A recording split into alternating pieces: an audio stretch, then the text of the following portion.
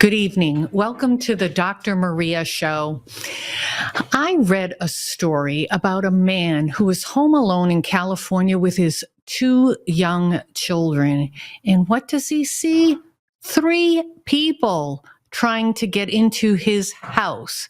Thank God he had a weapon to protect his children. Just watch this. Three men captured on security footage prowling outside of a home in Studio City, tapping the windows and the dog door to check if any animals were inside. Three men just kind of covered basically head to toe, windbreaker hoodies, only their eyes are visible. They used a device to shatter a double-pane glass door and walked into the house. They yelled LAPD when they were in the house, impersonating the police. I think that's what actually kind of triggered my senses. The homeowner, who doesn't want to be identified, was upstairs asleep. His two young children just down the hall. Peered down the stairs and saw two men coming up the stairs and just immediately charged after them and ready to take them on. The audio of the confrontation caught on this video. I was kind of ready for any kind of scenario, so I was kind of armed and ready to go, and thankfully they ran because last thing I wanted to do was start shooting people in the middle of my house. The homeowner called police, but the would-be thieves got away. This break-in is one of at least four that happened in the valley in the past 24 hours. First in Studio City, then 2 hours later in Encino. Another one in West Hills, and then around 3:30 Thursday afternoon, a break-in at a home in Canoga Park. Police are investigating, but it's not clear if any of these break-ins are related. For this homeowner and his neighbors, one thing is certain. These thieves are sophisticated and brazen. The homeowner believes the men may have been watching his house for several days. We were out of town for a few days, and the way that they reacted, they definitely thought the house was empty. I think they're just getting that brazen where they don't really care or check that hard, and they're just kind of going after anybody. So you just kind of have to be ready. I am so happy that family is safe. And I almost guarantee if he did not have a weapon, those three men would have tried to overpower him. And it just goes to show you we have a right to protect ourselves no matter what the radical left say. Our Second Amendment guarantees that right. It was ratified back in December 15th of 1791. And basically, and I'm going to read a little section of it, it's that a well-regulated militia being necessary to the security of a free state, the right of the people to keep and bear arms shall not be infringed. I am really lucky I live in the state of New Hampshire. We are an open carry state. What does that mean? You don't need a license. You don't need to register your gun, because a lot of us fear registering anything and being put on some kind of hit list. But you can open carry. I used to have to pay $10, I think it was a year, to be able to carry concealed. Well, that went to our legislature, and it was deemed unconstitutional, because once you pay that fee, you're on some kind of list. So we can carry openly or concealed. But other states, I think about Chicago, very strict gun laws, but yet there's a lot of crime with guns. And who has the guns? The criminals. Well, here to weigh in on the rights of Americans to bear arms is Chris Dorr, and he is president of the American Firearm Association. Chris Dorr, welcome. It's a pleasure to be here, Maria. I think I just love watching American success stories. That father having the chutzpah and the tool necessary to embolden him to take direct, decisive action and defend himself and his family. That's the kind of stuff that just warms my heart. It warms our members' hearts here at AFA. And the problem is people like Governor Gavin Newsom aren't going to do what they should do. They should go out and give this guy a medal and hold a big public press conference and say, this is the way, California. But they're not going to. They're gonna attack his rights and his freedom to do that viciously right there at the state legislature. I mentioned Chicago, and a lot of the news on what happens every weekend in Chicago gets covered up. For a while, it was being reported, but I want to say for at least a decade, every weekend in Chicago, there's anywhere from up to 15 shootings to 40. But yet they have very strict gun laws, and the people, I don't even believe they can carry a gun unless under very special circumstances. So these rules and these restrictions, the criminals aren't going to listen to the rules or the laws. They're going to buy their guns illegally or steal them, and they don't care. They're going to hurt us unless we can protect ourselves. I testify in state legislatures all across the country against gun control bills and for gun rights bills. And usually you have those red shirt radical, we call them the red shirt radical lion commie mommies, or all the Bloomberg's moms demand action, who are testifying for gun control. I always tell them, I say, look, if your gun control worked, people would load up their minivans and head to Chicago every summer for their summer vacations instead of going to the Smoky Mountains or the Grand Canyon. But in those states, you can carry a firearm to defend yourself.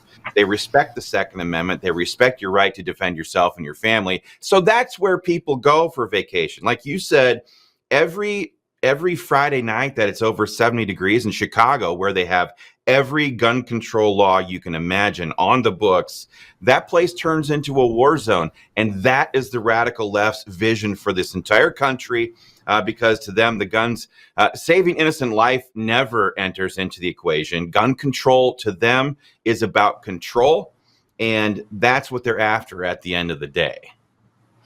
And the few of us, or maybe not the few, we've seen more and more people speaking up about gun rights.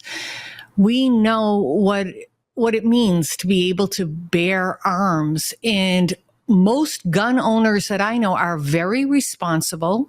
They know the safety of the gun. They know never to raise a gun, called brandishing, unless you're going to use it and it's in a serious situation. And it feels like gun owners are often diminished by the radical left. What do you think under the Biden administration, do you think gun rights were at risk? And if so, do you see changes in the Trump administration? Certainly, they were under attack during the Biden administration. It started well before the Biden administration, during the Democrat presidential debates. We're one of those organizations that believes the radical left, the Democrats, when they stand there on the debate stage, like Beto O'Rourke said, hell yes, we're going to take your AR-15s and your AK-47s. We believe them. When Joe Biden stands there in the Rose Garden and says, ban them, ban assault weapons, and he weaponized the Department of Injustice against Americans. He weaponized the ATF. He ordered them to redefine what a pistol brace was. He redefined what a firearms dealer was. He did all that in order to try to make felons out of millions, I mean tens of millions of Americans who purchased these things legally. So absolutely, our gun rights were under attack, viciously so, during the Biden administration, and we believe they will pick right back up where they left off if they ever get control of Congress or the White House ever again. Yes, I would say that we are substantially in a better position when it comes to our Second Amendment right now under President Trump, and with a Republican majority in the House and the Senate. We saw today, I think it was, that Kash Patel, the director of the FBI and the ATF, rolled back some major ATF rule changes already, and we anticipate seeing more of that. We'd love to see them abolish the ATF. That agency, as a federal agency, is an unconstitutional one from its very outset. Its entire purpose is to attack the Second Amendment. It should be abolished. We should get rid of those things.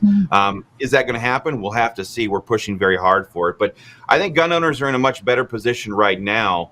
But the gun rights community as a whole has been conditioned never to just sit back and twiddle our thumbs and think that everything is going to be okay under the Biden administration. Under the Biden administration, one of the biggest gun control bills that passed was the Bipartisan Safer Communities Act. It did not pass with explicitly Democrat votes. It took 15 backstabbing Republicans to cross over, break ranks from the Republican conference and join the Democrats to get that thing across the line. So we can't ever just sit on our laurels and think that liberty can be defended through inaction. We have to always be proactive. And they seem to forget when they're writing these bills about the person pulling the gun. A trigger does not go off by itself. So maybe we do need better mental health screening or whatever, or criminals are kept in jail so they're not on the street, those who were violent with a gun in the past. But it's not the average gun owner. And I shouldn't say all Democrats, because New Hampshire borders a very Democrat state, Vermont, almost socialist, really. And we're actually a very conservative state, New Hampshire. And there's a little caveat to that, but about our federal delegation are all Democrats, and that's only because the Ivy League college and the other colleges with outer staters vote in our federal election. They don't care about locals, but our House, Senate, Executive Council, and governor are all Republicans. So we are a very conservative state, but our Democrat state next door to us, Vermont, has very lenient, or I should say, are very pro-gun owner. They're hunters like we are in northern New Hampshire, and they're responsible gun owners. The only time they are under threat is a lot of New Yorkers move into Vermont. And then we all worry about changing laws because of New Yorkers or people from California or Chicago. But what you mentioned the ATF, and I was very interested in your comments about ATF, saying that it was unconstitutional. And do you make that comment because of the Second Amendment? Oh, yes, definitely. The right of the people to keep and bear arms shall not be infringed. The ATF's entire mode of operation for the last, since they started, has been to attack the Second Amendment through rule promulgation, redefining the terms frequently. They're basically the enforcement arm of the federal government when it comes to gun control, enforcing things like the National Firearms Act, the Gun Control Act of 1968. All of these different federal gun control laws are enforced by the ATF. So yes, it by definition is an unconstitutional agency. But I want to get back to what you just said about Vermont. Vermont was long the standard of what a state should look like when it comes to the Second Amendment. Since its inception, Vermont never regulated the carrying of firearms. And so for those of us who have been advocating for gun rights in state legislatures across the country for a long time, Vermont was always the original constitutional carry state. And using Vermont as an example, we've passed permitless carry or constitutional carry in 30 states now, or 29. I think North Carolina is about ready to do it again. But 29 states now have this on the books. Gun owners are the best demographic in any state when it comes to violent crime statistics. They are lawful, they are upstanding, they are model citizens. But let's get back all the way to the beginning with this example out of California, where this guy was able to defend himself legally under the California's state castle doctrine law. What is the state legislature trying to do in response to this shooting? They are trying to repeal the castle doctrine law, which is a very old doctrine when it comes to jurisprudence. It goes all the way back to English common law, which basically stated that a man's home is his castle. If somebody has broken in, the intruder is presumed to be there illegally, and a man or woman or person has every legal right to use justifiable force, including deadly force, in those situations. But now California, always trying to make their laws prefer the criminal over the citizen, they're now coming back and trying to repeal that castle doctrine law so that they can bring charges against that homeowner, that father, rather than giving him the medal that he deserves for defending himself and his family so adequately. So that's the ultimate agenda of these gun control proponents of the radical left. They want total control. They want us disarmed. That's what their attacks on the Second Amendment are all about, and that's what the ATF exists to prosecute. So that's kind of the snapshot. Yeah, no, you're very articulate, and I appreciate that. The Firearm Association is sure very happy to have you as their president. What do you think? I should question this because it's my feeling, right? It's a slippery slope. When gun laws start, they push a little bit more, bit more, and then they use tragedy, right? On the back of tragedy, like a school shooting, all of a sudden us good citizens, us taxpayers, we're going to be punished for owning an AR-15 or another, what they deem as an assault weapon. And I always thought the more they want to disarm the citizenry. They want to be in control. And Thomas Jefferson and Benjamin Franklin, all of our forefathers have warned us against any tyrannical government that is taking away your rights. And gun rights is one of those rights, and it's high up there, being the Second Amendment. That's how important it was to our forefathers in the basis of our Constitution. But it's scary to think if they ever get back in power and they take our rights to bear arms. But that's my fear. And I was just curious. This is more opinion than any kind of fact. Is that your concern as well?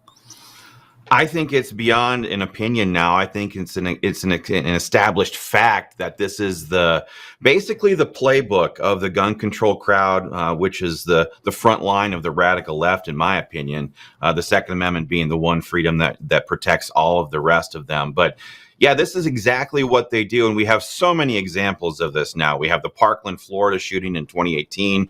We have the Dayton, Ohio shooting in 2019. We have the shooting in the Aurora, Colorado. We have all kinds of examples of this now where a tragedy happens. The Covenant School shooting in Nashville, Tennessee in 2023. A shooting happens, and long before the blood of the innocent dead is dry, they come in like Rumpelstiltskins and try to spin the blood of the innocent dead into political gold for their gun control agenda.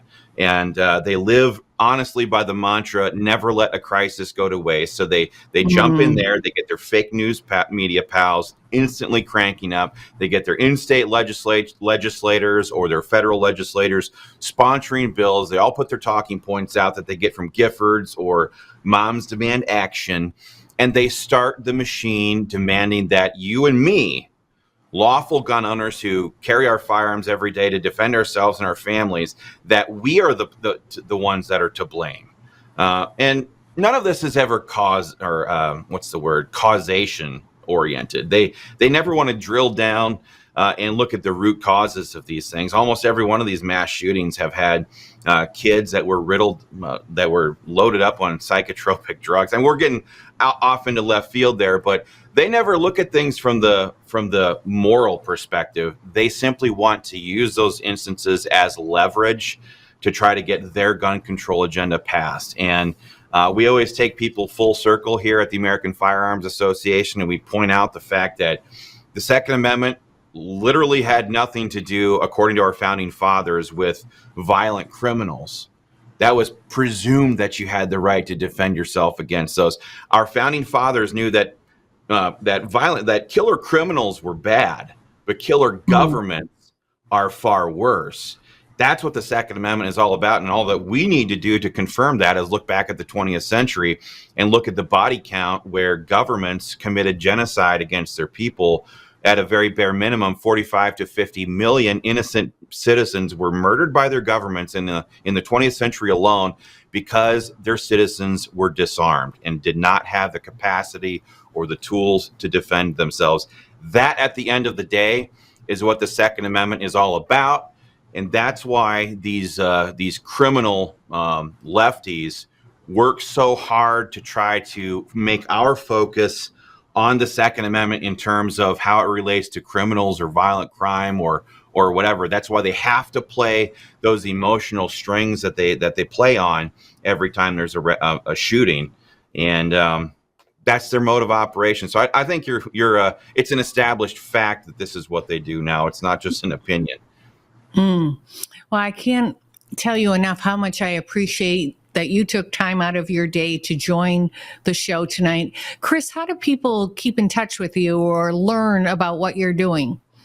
Yeah, they can go to the AmericanFirearmsAssociation.org. I think what separates us from other gun rights organizations is that we're heavily focused on state legislatures. We're passing constitutional carry. We're passing stand your ground in about 15 different states. We are defeating gun controls in the state legislatures. When you look at Congress, nothing good has happened in Congress when it comes to gun rights in decades. But when you look at the state legislatures, that's where grassroots gun owners can be most effective. That's where we have effectively harnessed them to pass major pro-gun bills. So anybody can go to joinafa.org or go to the AmericanFirearmsAssociation.org online to check it out. Of course, we're on all the social media channels as well, and we'd love to have you guys check us out. Thank you again. My pleasure. Well, President Trump had a really busy day, didn't he? He first greeted the LA Dodgers, and they seemed really happy to be there. Remember in his first term, there's a lot of controversy, even when he invited my beloved New England Patriots, and Tom Brady didn't show up, which was shocking. We always believed Tom Brady to be a supporter, actually, of President Trump, as well as the Patriot owner. But today, everybody seemed really happy. He cheered on Mookie Betts. Well, you may remember Mook from the Yankees, but he was first with the Red Sox. So that was very nice. I love to see the president in these situations. Baseball should be all American, right? I've been a Red Sox fan my entire life. I was very blessed. My parents brought us frequently to Fenway Park. I brought my children. I had season tickets there at one time. I never thought anything in the world could ever take away my love for baseball until BLM came along. And as you know, we all think Black Lives Matter. We all think all lives matter, or at least the majority of people, right, think all lives matter. But BLM wasn't about advocating for Black people. It was a shakedown operation. It was a very corrupt, they didn't want to go out there and help these Black neighborhoods like Chicago, where there's shooting of innocent Black people every weekend. They never showed up there. Instead, they were given millions of dollars, and the founders bought mansions. And I don't know if any criminal charges ever came of that. But seeing Major League Baseball embrace that sort of thing or get involved, I forget what ballpark, I think it was on the left coast, that got involved with transgender night. Just do baseball. Never mind even breast cancer, which absolutely I want information to get to women and men about breast cancer and prevention. But please, Major League Baseball, just promote baseball where families can come out, make it affordable again. My beloved Fenway Park is so expensive. You get a drink, a tonic, which in some parts of the country called pop. In other parts, it's called a soft drink. I happen to call it a tonic. I don't know. Isn't it like $5 or $7? A Fenway Frank. You bring, a family of 5. It's enough for groceries for the whole month. It's just, but let's make baseball fun again. Family, America's pastime, and stay out of politics. But the other big thing that President Trump had going on today was the visit by the Prime Minister of Israel, Benjamin Netanyahu. Israel is one of our biggest allies in the Middle East, and we are brother and sister, hand in hand. Of course, it's a little controversial. We have this radicalization on the college campuses that are really trying to demonize Israel. While President Trump was taking questions from the media, and I have to say, I think this president is the most accessible to the people, right? We depend on a free and fair press that we haven't seen in decades in the United States, but we do depend on them to convey information. This is a pro part of social media, that the president's words can get directly to the people, and he's very accessible. But while he was sitting there with Benjamin Netanyahu fielding all these questions, finally there was some questions on Israel and hostages, and the president said, because there was a big war and Israel won the war, and Israel ended up giving Palestinians beachfront, beautiful property. And President Trump said, I don't know why they ever did that. Well, I couldn't help but laugh, because a lot of us wonder that. But it was Israel being kind, saying we can live harmoniously together. Never would they have foresaw that it was going to be a hotbed of terrorism, where Palestinians will learn, these young children learn in school how to hate Jewish people and Americans. But our president continues to work long and hard. It makes me laugh. A lot of people ask me, and we talk about tariffs. And of course, I am pro tariffs. And I keep telling them, don't look at your portfolio, don't look at your retirement fund. Just think back in the worst time of our history in the last 5 years during the pandemic, when the stock market hit record lows and we had a 40-year high inflation rate. People were scared. And when it bounced back just within, it was 3-4 weeks, maybe a month, it was higher than ever. So this too shall pass. But really do your research. Why President Trump is sticking up for you and me. Everybody's had tariffs on our goods, and sometimes they were ridiculously high. But yet, since World War II, we wanted other nations, because that's in our DNA, to help everybody to do well. So we did not impose really fair tariffs. They were below market value tariffs on the rest of the nations. Now we're facing a huge deficit, $37 trillion. It's on the back of our grandchildren and their children, and it's non-sustainable. President Trump is doing the right thing. Look at how many people are coming to the table. Vietnam, Brazil, South Korea, EU announced today, hey, we'll do a 0 for 0. The complicated thing about this is, yes, it's nice to have 0 to 0, but we're also looking for some revenue production, right? So I'm not sure if he'll take everybody 0 for 0, or if he wants to impose some tariffs and have it reciprocal. I don't know the long-term goal with that, but certainly people are coming forward readily, and other nations are coming forward readily, wanting to invest in American manufacturing. For instance, Hyundai, South Korea automaker, they want to have plants here in the USA, which is good. They'll have to pay taxes. They'll use American workers. So that's all really good. So don't panic. Don't let the radical left media, they're talking about a recession. Are you kidding me? There's no even indications of a recession. Turn off your TV, get outside, read a book, let this pass. I'm going to take a short commercial break, and I'll be back with you.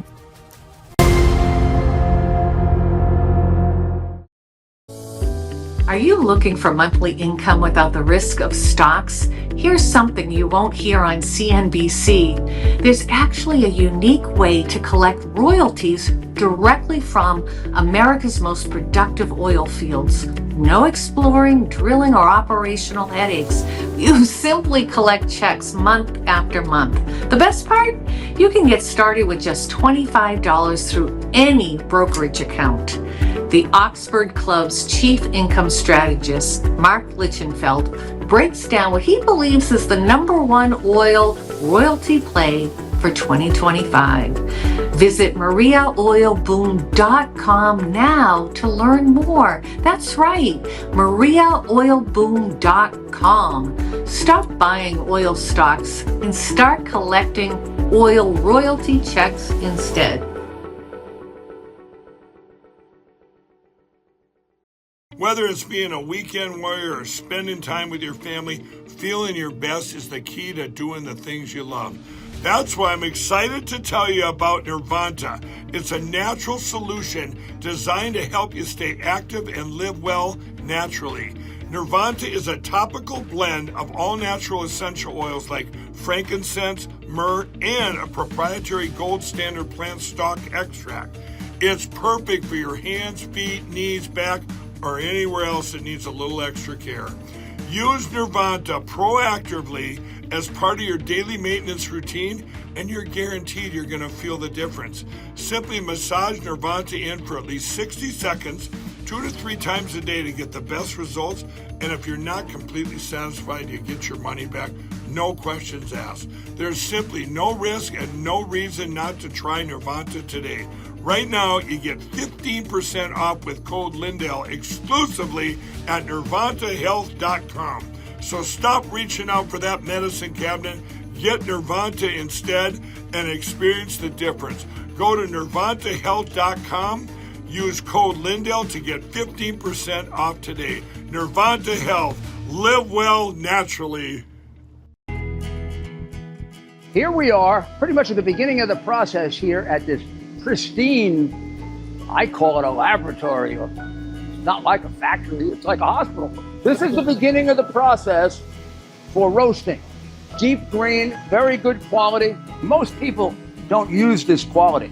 We deal with small farmers because they like to know who we're dealing with. They give us the highest quality, all organic, non-GMO. You should know all Arabica beans, no Robusto, all Arabica.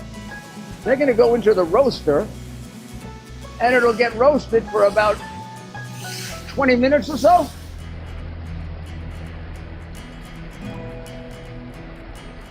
Oh my goodness, look at these. My goodness.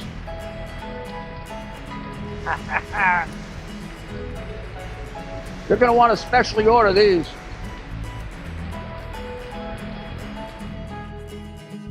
This is what goes into Rudy's coffee.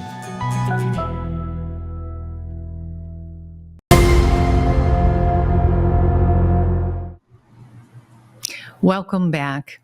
Everybody's wondering whatever happened with the Epstein file. We want to know if the victims are ever going to get justice. Do I really care about John Doe, who may have thought he was with an adult woman? No. I want to know who abused children. I want those victims to have rights. Even if it was, I have to say, if it was an adult woman being trafficked, obviously, I want justice for that person as well. And if it's an elected official, I think we have every right to know if they're in a position of power. But a bizarre story last Monday, Virginia Goffrey, I think is how you pronounce her last name, 41 years old. She says she was a victim of Jeffrey Epstein and his girlfriend and was trafficked to Prince Andrew. So she posts a picture of her pretty battered, but it's very bizarre because she says she only has days to live. What does all this mean? Here is a little clip of her story. I was so young. Galen woke me up in the morning and said, "You're going to meet a prince today." I didn't know at that point that I was going to be trafficked to that prince. And then that night, Prince Andrew came to her house in London, and we went out to Club Tramp. Prince Andrew got me alcohol. It was in the VIP section. I'm pretty sure it was vodka. Prince Andrew was like, let's dance together. And I was like, okay. And we leave Club Tramp. And I hop in the car with Ghislaine and Jeffrey. And Ghislaine said he's coming back to the house. And I want you to do for him what you do for Epstein. I just couldn't believe it. I couldn't believe that even royalty were involved.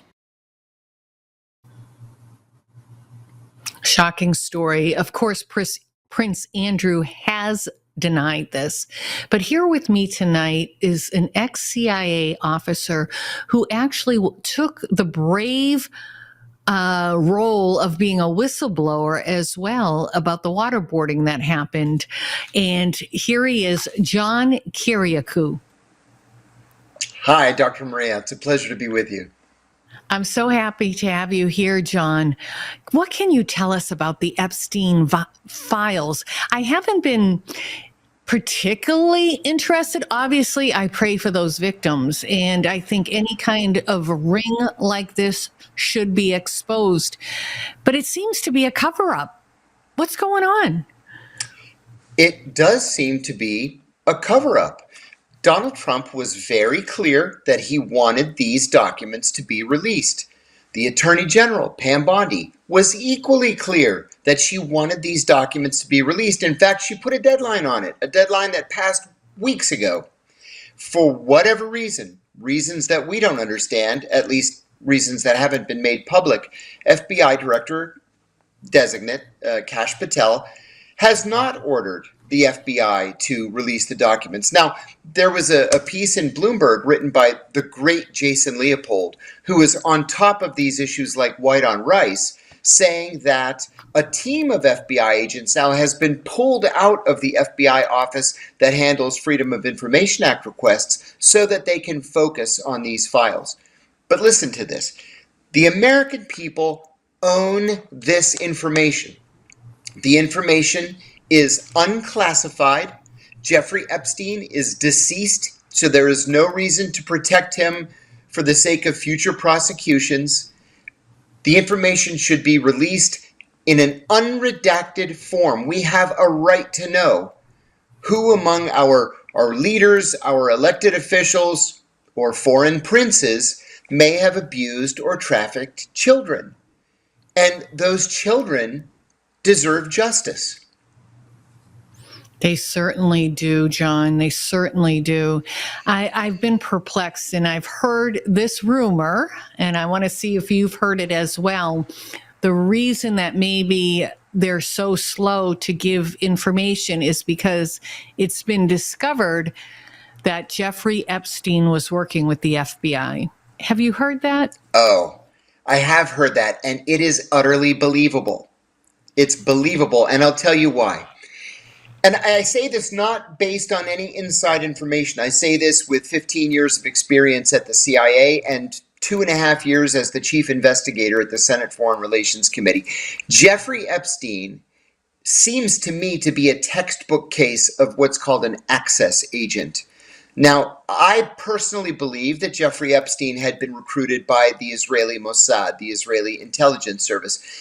Ghislaine Maxwell, of course, had ties to the Mossad. Her father was an acknowledged Mossad agent. And if you are the Mossad, if you're any foreign intelligence service, and you want to collect intelligence from very senior American officials, whether they're business leaders or politicians or people who might be close to the president or people who might have been president at one point, you're not going to be able to recruit those people directly. So what you do is you recruit somebody who has access to those people.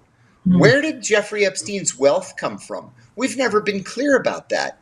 It didn't all come from the owner of a chain of women's clothing stores. He didn't just give free money to the point where Jeffrey Epstein could buy, a private island in the Caribbean. Where did that money come from? Did it come from the Israelis? And what information was provided to the Israelis or to any other intelligence service that might have been involved with Jeffrey Epstein? Well, if it's obvious to me, it would have been obvious to the FBI as well. And so I think it's completely believable that the FBI learned that Jeffrey Epstein was working for a foreign intelligence agency, and they went to him and said, you either work for us or you're going to be prosecuted for espionage. That happens every day in America. That would account for the slowness in releasing this information. Very interesting. I remember reading that in Florida at one point they had an extremely good case against Epstein, and then the prosecutor let him walk, and everybody was bewildered how that could be. And reporters were stifled from reporting the story from their executives. But that does surprise me about Israel. I would think China, any other nation, but our best friend Israel. What would be the purpose of them trying to get information? Our best friend Israel. You know what? On my very first day at the CIA, I was with 300 other new hires in the auditorium. It's called the Bubble. And we all put our right hand up in the air and we swore to uphold the Constitution and protect it from all enemies, foreign and domestic. And the very first speaker that day was the CIA's director of security.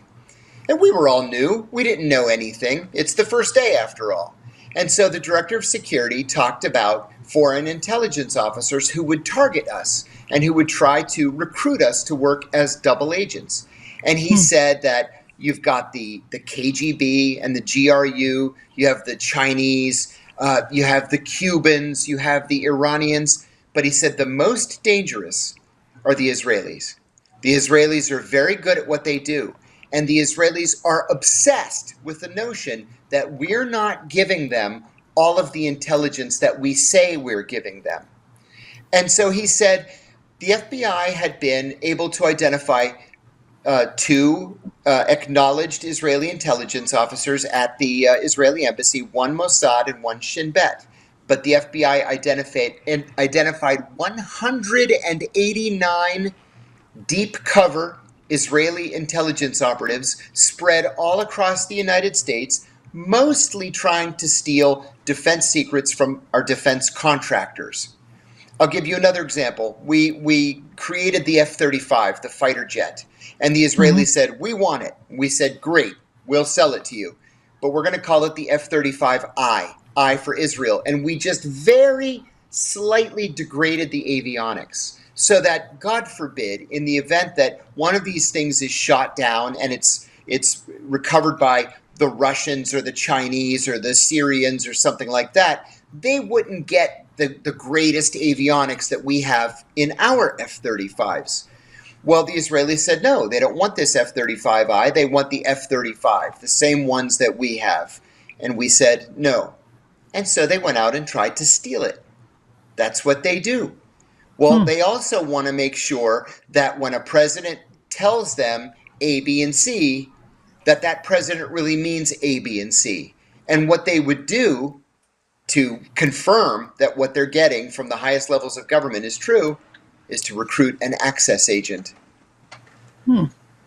I know the FBI famously used Whitey Bulger, a murderer with the Irish mob in Boston under Robert Mueller of the FBI. That's right. And allowed him to continue to kill. So it does make some sense why everybody's hiding this information.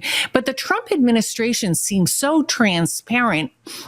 Just before you came on, I was saying he has been the most accessible president, whether you like him or not, like his policies or not, he's going to tell you what he's thinking. And he allows the media to come in everywhere. He talks to them multiple times a day. Oh, Dr. Maria, who am I? I'm a nobody. And I have gotten access to Donald Trump. It's absolutely incredible. I've been in Washington for 42 years, and I've never seen anything like it. Interesting. So more to come on this Epstein files. I do have a little clip about what is happening currently. Let's watch together. U.S. Attorney General Pam Bondi released some of the documents related to convicted sex offender Jeffrey Epstein. But Bondi said in a letter to FBI Director Kash Patel, she learned there are many more documents related to the investigation. Bondi mentioned in a letter that she wants those released by the Justice Department by tomorrow morning. National correspondent Christine Brazal has the story. With his apparent suicide in his jail cell in 2019, hope for answers about Jeffrey Epstein's alleged sex trafficking ring faded. But Attorney General Pam Bondi insists her Department of Justice will release as much information as possible. This will make you sick. 200 victims. 200. So we have over 250 actually. So we have to make sure that their identity is protected and their personal information. That stunning number of victims, one reason Senator Marsha Blackburn this week sent a letter to FBI Director Kash Patel, asking him to make public the names of Epstein's associates that are listed in the flight logs of his private jet and in Ghislaine Maxwell's Little Black Book. Maxwell was a former British socialite found guilty of child sex trafficking, largely for her work assisting Jeffrey Epstein. Every piece of information is like putting a puzzle together. You get one piece and that leads you to the next two or three. So you think this is much bigger than Jeffrey Epstein? Oh, yes, absolutely. There was a global network. This is not about celebrity. This is about ending this practice of human trafficking and sex trafficking and ending this modern day slavery. The Attorney General releasing binders marked unclassified to conservative commentators. Later, though, in a letter accusing the FBI of withholding documents, directing Kash Patel to release them by Friday morning. Photos from Jeffrey Epstein's past show him associating with everyone from Prince Andrew to former President Clinton to current President Donald Trump. Here on Capitol Hill, we are hearing this is just phase one. To expect much more. Lawmakers have already asked for surveillance video from Jeffrey Epstein's properties as well. In Washington, I'm Christine Frizzau. And you could scan the QR code on your screen. So we know that deadline has already passed, but I was told too, whether it's true or not, that Jeffrey Epstein filmed everything and that they found multiple cameras on his plane. So it is interesting how slow this is moving. I'll say, well, I think Senator Blackburn is correct. There are a lot of important people out there, a lot of very wealthy people out there who are probably petrified right now that their names are going to be released as having been in the black books or having visited the island. You're exactly right. The plane had cameras all over it, and the house in the Caribbean had cameras in every room. Jeffrey Epstein knew exactly what he was doing. This was a blackmail operation or a potential blackmail operation. I think it was. That's why I can't help but to conclude that he wasn't doing this just, for fun. He was doing it on behalf of a governmental power. Well, I do want to end this segment with one little caveat because of that news clip showing a picture of President Trump. And I have this on very good source, President Trump kicked Jeffrey Epstein out of Mar-a-Lago because a young there is a spa in Mar-a-Lago, and a young lady in the spa felt very uncomfortable with Jeffrey Epstein and told her story. And he was not president way back then. Donald Trump believed the young lady and kicked Jeffrey Epstein out of Mar-a-Lago and never saw him again. So. And I'll add something if you have, one extra moment. Absolutely. Bobby Kennedy's a friendly acquaintance of mine, and he told me a very similar story where his wife and children were flying to Palm Beach for Easter one year, and he happened to mention this to Jeffrey Epstein. He had met him at a party, and Epstein said, "Oh, your family's welcome to come on my plane." "Oh, no, thank you," he said. "Oh, no, I insist," Epstein said. And so the Kennedys flew on his plane, and that was it. That was the extent of it. So Bobby Kennedy's name and number may be in this book, but that was the only interaction that they had. And it's great if the FBI is trying to go through the books to protect innocent people. But you were right in your introduction to this story. What we need to do is root out the child traffickers and the child sex assaulters and make sure that we bring them to justice. Amen on that note. Thank you, John, and I wish you well. Thank you. Thank you so much. Well, I want to tell you about a heartfelt heartfelt story. You know, a lot of people are still recovering from the Biden administration with a 40-year high inflation rate, and it's been tough for a lot of families. Well, I see a lot of elderly people working, but this one lady in the Pittsburgh area, 81-year-old Betsy, was continuing her waitressing job because she got a $910 Social Security check. A lot of people, if you're listening, I want to tell you, do not rely on Social Security. You should be saving for your retirement. But that's not what this story is about. It's about a esthetician who went to this restaurant with her young son, Leo, saw this elderly woman having difficulty getting around. She overheard her talking about her back problems, and this is what she did. Just watch.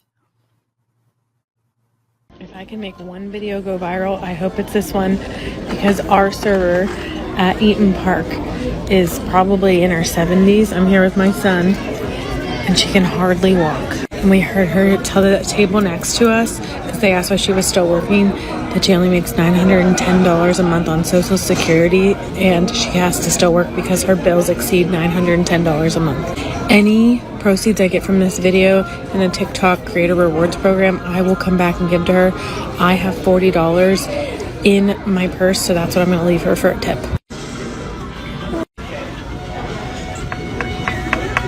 We get a lot of views off this. Why? Because she's like barely has any money. And what? She can hardly. Yeah. Thank you. You have a great day. Be This safe is for you. We heard you say you can't retire yet. I know. So we gave you a little extra. Thank you. No, I mean, I worked all my life and as a waitress and still can't retire. I'm sorry. I feel so terrible. So does he. Yeah. How old are you? Oh, I shouldn't ask that. Sorry. I'm 18. I'm 81. Oh my goodness. You look great. Thank you. You're welcome. And I can still outdo these young whippersnappers. You take care now. Take care and enjoy life, because it'll go by you fast. Okay, TikTok, do your thing. Make this video go viral. Please.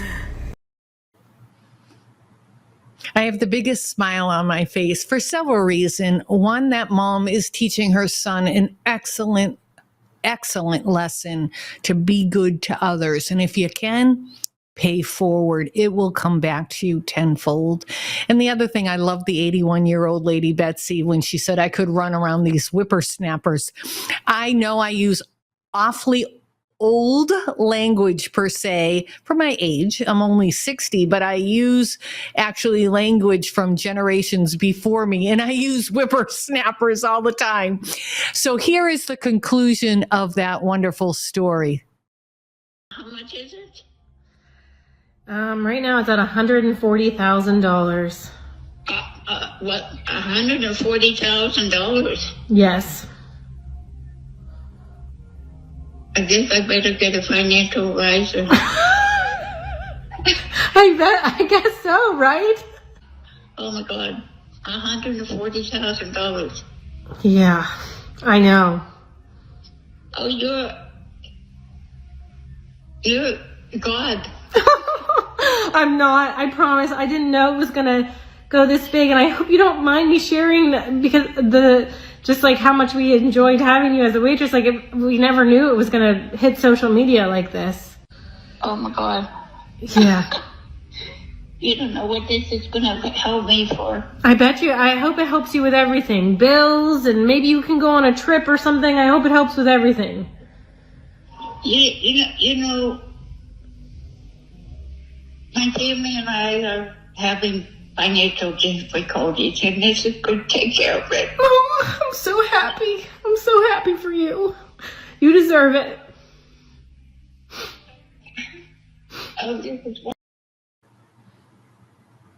How absolutely beautiful.